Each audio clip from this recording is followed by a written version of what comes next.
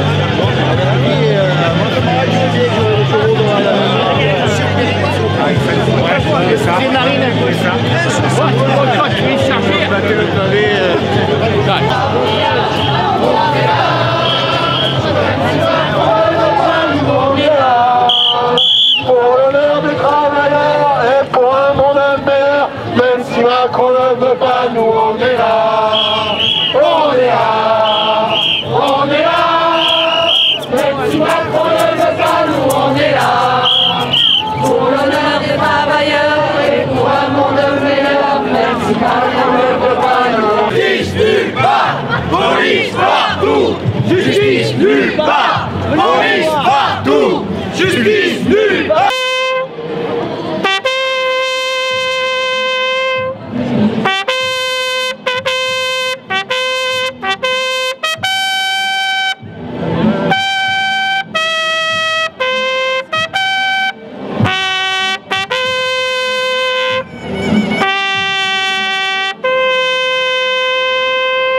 Bon, mais bonjour tout le monde, il y a longtemps que je vous avais pas fait une petite interview. Donc aujourd'hui, je me présente, vous voyez, je suis Gilet Jaune, CGT. Mon cœur, il est ni pour l'un ni pour l'autre, il est pour tout le monde.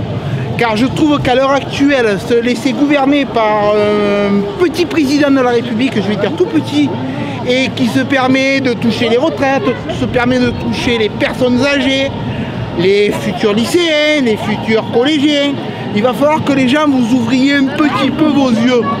Car on est en train de se faire vraiment massacrer de tous les côtés. Donc à l'heure actuelle, là, aujourd'hui, on est samedi. Pour un samedi, je trouve qu'il n'y a pas grand monde dans la rue. Les gens, venez nous rejoindre, ça serait sympa. Démocratie pour tous. Regardez, c'est calme, il n'y a pas de bagarre, il n'y a vraiment aucun risque. Vous pouvez venir avec des enfants, le vélo, tout. Venez nous rejoindre, ça serait sympa. Moi, je vois autour de moi, il y a beaucoup de gens qui sont là depuis le début. Il n'y a rien qui avance. La seule chose qui ferait avancer vraiment le mouvement, c'est mai 68. Rappelez-vous mai 68. Il y avait des jeunes dans la rue, il y avait des vieux dans la rue, il y avait des chômeurs dans la rue. Et on a réussi à obtenir quelque chose. On est en 2020, ouvrez les yeux. On va y arriver. Allez, je vous fais un coucou et à bientôt. GJ 84.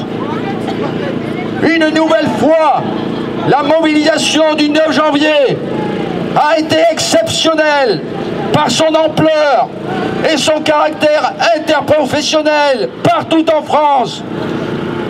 Cette situation démontre le rejet massif et croissant du projet de régime unique de retraite par points voulu par le gouvernement et refusé par la majorité de la population. La prétendue universalité de cette réforme n'existe donc plus. Et la jeunesse à poursuivre la mobilisation en renforçant la grève partout pour bloquer l'économie jusqu'au retrait pur et simple de ce projet.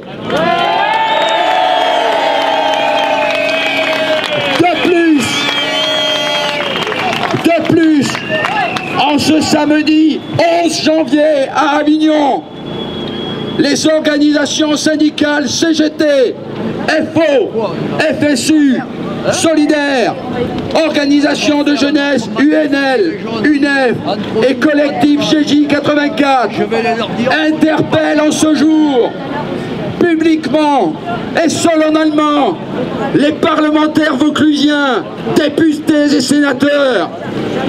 Si, malgré le rejet massif du projet de retraite par points, le gouvernement devait persister en soumettant au Parlement son projet de loi, non parlementaires vauclusiens rentreraient au cœur de l'arène. Ils devraient assumer leurs responsabilités auprès de leurs concitoyens en validant ou en rejetant un texte qui aurait pour conséquence d'appauvrir les générations futures de retraités et donc de personnes âgées.